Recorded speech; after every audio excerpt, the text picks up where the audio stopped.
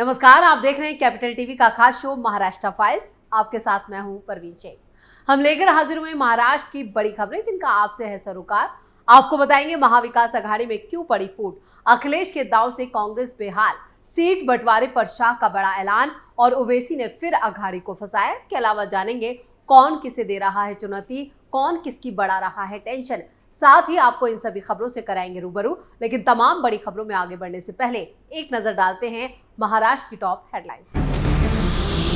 अखिलेश ने राहुल को दिया झटका, महाराष्ट्र में 12 सीटों पर चुनाव लड़ने की मांग, 4 सीटों पर उम्मीदवारों का ऐलान, अघाड़ी में पड़ गई फूट। अमित शाह की बड़ी बैठक में सीट बंटवारे पर बना फार्मूला फाइनल, 260 सीटों पर बनी सहमति। लाडली बहन योजना को लेकर चुनाव आयोग का बड़ा ऐलान, दिवाली पर नहीं आएंगे खातों में पैसे, ईसी ने रोकी फंडिंग। हरियाणा के बाद महाराष्ट्र जीतने के लिए बीजेपी ने बदली रणनीति, इंटरनल रिपोर्ट पर बनाया नया फार्मूला। चुनावों से पहले शिवसेना यूबीटी का बड़ा दांव, बीजेपी को हराने के लिए ओवैसी से हाथ मिलाएंगे उद्धव ठाकरे। खबरों में सबसे पहले बात अघाड़ी में पड़ी बड़ी फूट की। समाजवादी पार्टी के अध्यक्ष और उत्तर प्रदेश के पूर्व मुख्यमंत्री अखिलेश यादव मिशन महाराष्ट्र में जुटे हैं। उनकी कोशिश महाविकास अघाड़ी में रहकर ज्यादा से ज्यादा सीटें सपा के पाले में लाने की है। इसी के मद्देनजर अखिलेश यादव ने 18 अक्टूबर वो महाराष्ट्र पहुंचे, जहां उन्होंने कहा कि हरियाणा का हारा हुआ चुनाव बीजेपी ने जीत लिया, लेकिन झारखंड और महाराष्ट्र इंडी गठबंधन ही जीतेगा। महाराष्ट्र में हमें महासावधान रहना पड़ेगा। अघाड़ी से सीटों को लेकर बातचीत के बीच सपा ने 4 सीटों पर अपने उम्मीदवारों के नामों का ऐलान कर दिया। शिवाजी नगर से अबू आजमी, भिवंडी ईस्ट से रईस शेख और भिवंडी वेस्ट से रियाज आजमी, मालेगांव से शाने हिंद को उम्मीदवार बनाया गया है, जिससे अघाड़ी में बड़ी बगावत के आसार सामने आ चुके हैं। महाराष्ट्र दौरे के दूसरे दिन अखिलेश यादव ने एक बड़ा बयान भी दिया और अपनी ताकत दिखाने की कोशिश की। अखिलेश यादव ने कहा, देश में हरियाणा के चुनाव के बाद महाराष्ट्र और झारखंड का चुनाव होने जा रहा है।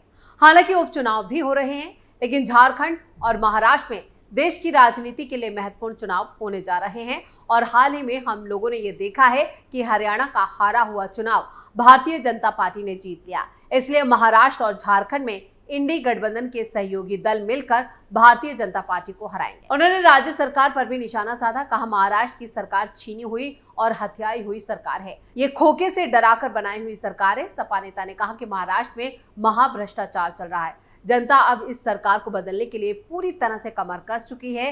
इंडिया गठबंधन के और भी जितने सहयोगी दल हैं, हम मिलकर चुनाव लड़ेंगे और जीत का परचम लहराएंगे। खबरों में अब बात शाह की बड़ी बैठक की। महायुति में सीटों पर मंथन तेज हो गया है। माना जा रहा है कि ये विचार विमर्श आखिरी दौर में है। बीती रात सीटों के बंटवारे को लेकर फाइनल रूप देने के लिए दिल्ली में गृह मंत्री अमित शाह ने अहम बैठक बुलाई थी और ये बैठक करीब 2.5 घंटे तक चली। इस बैठक में महाराष्ट्र के मुख्यमंत्री एकनाथ शिंदे और दोनों डिप्टी सीएम अजित पवार और देवेंद्र फडणवीस शामिल हुए। खबरों के मुताबिक महायुति के 20 सीटों के बंटवारे को लेकर 260 सीटों पर सहमति बन चुकी है। 28 सीटों पर बीजेपी, शिवसेना और एनसीपी के बीच दावे प्रतिदावे का मामला उलझा हुआ है। 260 में से बीजेपी के लिए 142 सीटें तय हो चुकी हैं, वहीं एकनाथ शिंदे की शिवसेना के लिए 66 सीटें तय हो गई हैं और अजित पवार की एनसीपी के लिए 52 सीटें तय की जा चुकी हैं। बची हुई 28 सीटों पर यहां पर दावेदारी जो है उसको लेकर मामला थोड़ा उलझा हुआ है। राज्य विधानसभा में कुल 288 सीटें हैं। बीजेपी चाहती है कि वो कम से कम 160 से ज्यादा सीटों पर चुनाव लड़े, वहीं शिंदे चाहते हैं कि उनकी शिवसेना 60 से ज्यादा सीटों पर लड़े।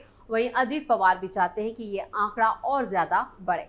हर दल चाहता है कि अगर चुनाव के बाद सरकार बने तो उसकी स्थिति ज्यादा मजबूत रहे। अब देखना यह होगा कि कौन इसमें कितना एडजस्ट करता है, लेकिन यहाँ पर सिर्फ 28 सीटों को लेकर एनडीए में थोड़ी तकरार देखी जा रही है। खबरों में आगे बढ़ते हैं और बात लाडली बहन योजना की, जिसको लेकर एक बड़ी खबर सामने आई है।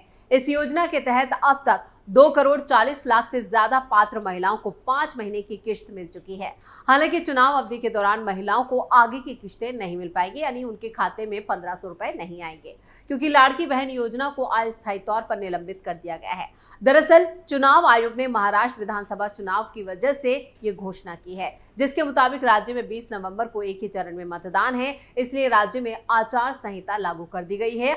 चुनाव आयोग ने राज्य सरकार को आचार संहिता के दौरान वोटरों को सीधे तौर पर प्रभावित करने वाली किसी भी वित्तीय योजना को बंद करने का आदेश दिया है।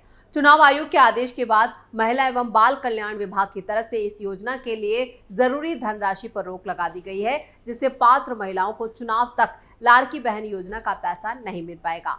इस बीच राज्य सरकार ने इस योजना के तहत अक्टूबर और नवंबर महीने का भुगतान एक साथ कर दिया था, इसलिए अब दिसंबर की किश्त का इंतजार करना होगा। खबरों में अब बात बीजेपी के प्लान की। महायुति ने पहले 2019 में जीती हुई सीटों पर चुनाव लड़ने और उसी दल के पास रहने का फार्मूला बनाया था, लेकिन अब बीजेपी ने महाराष्ट्र में अजीत पवार और शिंदे गुट ने अपनी कुछ सिटिंग सीटों की अदला बदली का फैसला लिया है। बीजेपी की योजना है कि जहां पार्टी के विधायकों की सीटों पर एंटी इनकम्बेंसी है, वहां एकनाथ शिंदे या अजीत पवार का उम्मीदवार चुनाव लड़ेगा। इसी तरह जहां उन दोनों दलों के विधायकों के खिलाफ लहर होगी तो वो सीट बीजेपी का उम्मीदवार लड़ेगा। इंटरनल रिपोर्ट पर महायुति के घटक दल सीट बदलने को राजी हो गए हैं। अगर ऐसा होता है तो सत्ता विरोधी लहर का असर कम हो जाएगा। बीजेपी ने हरियाणा में काफी विधायकों के टिकट काट दिए थे। यहां पर बीजेपी ने निगेटिव फीडबैक वाली सीट पर नया अल्टरनेट खोज निकाला है। बीजेपी ने 2019 में 105 सीटें जीती थी। 2014 में बीजेपी को 122 सीटें मिली थी। पार्टी इस बार 150 से ज्यादा सीटों पर चुनाव लड़ने जा रही है, जिसको लेकर अब ये नया प्लान सामने आया है, जहां पर एंटी इनकम्बेंसी के जो चांसेस हैं उनको कम करने की कोशिश की जा रही है। खबरों में अब बात ओवैसी की। राजनीति में कहा जाता है कि इसमें कुछ भी असंभव नहीं होता। सत्ता के लिए राजनीतिक दल और नेता किस हद तक गुजर कर एक दूसरे के हो जाए, कोई नहीं बता सकता। अब महाराष्ट्र में भी ऐसा ही कुछ होने के आसार नजर आ रहे हैं, जहां राजनीति की दो विपरीत धाराएं पावर में आने के लिए अपनी करीबियां बढ़ा रही हैं। हम बात करें उद्धव ठाकरे के नेतृत्व वाली शिवसेना और असदुद्दीन ओवैसी की पारिवारिक पार्टी ऑल इंडिया मजलिस-ए-इत्तेहादुल मुस्लिमीन के, जिनके आपस में गठबंधन की चर्चा जोरों पर है। इस बेमेल गठबंधन की चर्चा ने पार्टी प्रवक्ता संजय राउत के बयान के बाद जोर पकड़ा है। बीजेपी को हराने के लिए एकजुट होकर चुनाव लड़ने के ओवैसी के प्रस्ताव पर सकारात्मक संकेत दिया है। संजय राउत ने कहा कि पार्टी में इस संबंध में अगर कोई प्रस्ताव आया होगा तो चर्चा होगी। उद्धव गुट को ओवैसी एक मसीहा की तरह यहाँ पर नजर आ रहे हैं। पार्टी को लग रहा है कि मुसलमानों में ओवैसी की लोकप्रियता का फायदा उठाकर वो राज्य में अपना जनाधार बढ़ा सकती है। साथ ही फिर से सीएम बनने की उद्धव ठाकरे की इच्छा भी पूरी हो सकती है। इसी रणनीति के तहत वो महाविकास अघाड़ी गठबंधन में भी ओवैसी को शामिल करवाने के लिए पूरी जोर आजमाइश कर रहे हैं, यानी पूरी कोशिश की जा रही है।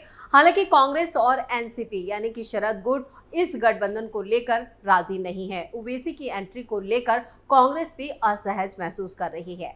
इन दोनों दलों को लगता है कि ओवैसी के आने से राज्य में एआईएमआईएम की हैसियत बढ़ जाएगी, लोग उसे प्रमुख राजनीतिक पार्टी मानने लगेंगे। दूसरा बड़ा खतरा यह है कि इन दोनों पार्टियों का जमा जमाया मुस्लिम वोट बैंक कहीं खिसक कर हमेशा के लिए ओवैसी के पीछे लामबंद ना हो जाए। लेकिन उद्धव और अगर ओवैसी साथ आते हैं तो इससे सबसे बड़ा झटका जो है वो शरद पवार और कांग्रेस को लगने वाला है। खबरों के आखिर में बात नाना पटोले के बड़े बयान की। महाविकास अघाड़ी में भी सीट शेयरिंग को लेकर अभी तक फैसला नहीं हो पाया, यानी मामला पूरी तरह से उलझा हुआ है और मारधाड़ मची हुई है। इस बीच महाराष्ट्र कांग्रेस के प्रमुख नाना पटोले ने कहा है कि अपने नेताओं को हकीकत बताना हमारी जिम्मेदारी है और हम वही कर रहे हैं। महाराष्ट्र कांग्रेस के प्रमुख ने कहा, हमारी जिम्मेदारी अपने नेता को अपडेट करना है और हम वो कर रहे हैं। संजय राउत अगर उद्धव ठाकरे को कंट्रोल करते हैं तो ये उनका मामला है। संजय राउत क्या करते हैं इस पर हम कुछ नहीं बोलना चाहते। आपको बता दें कि सीट शेयरिंग को लेकर महाविकास अघाड़ी में लगातार मंथन जारी है, लेकिन बात नहीं बन पा रही है। मुंबई की कुछ सीटों को लेकर दोनों दल आमने सामने हैं। बताया जा रहा है कि कुछ सीटों पर पेंच अभी भी फंसा हुआ है। इससे पहले 18 अक्टूबर को महाराष्ट्र कांग्रेस प्रमुख नाना पटोले ने सत्ता पक्ष को घेरते हुए वोटर लिस्ट में गड़बड़ी का आरोप लगाया था। उन्होंने कहा था कि चुनाव आयोग ने महाराष्ट्र में निष्पक्ष चुनाव सुनिश्चित किया है। अगर चुनाव आयोग सत्ताधारी दल के नियंत्रण में काम कर रहा है तो वो पारदर्शिता कैसे हासिल करेगा। उन्होंने बीजेपी को लोकतंत्र की हत्या करने की बजाय निष्पक्ष रूप से चुनाव लड़ने की चुनौती दी है। यानी उद्धव ठाकरे और कांग्रेस के बीच किसी भी तरह का तालमेल नजर नहीं आ रहा है और राहुल गांधी भी इस तालमेल में फिसड्डी साबित हो रहे हैं। महाराष्ट्र फाइल्स में फिलहाल के लिए इतना ही। आपको हमारे इस वीडियो की खबरें कैसी लगी कमेंट करके अपनी राय जरूर दें। वीडियो को लाइक करें, शेयर करें और कैपिटल टीवी को सब्सक्राइब जरूर करें। नमस्कार।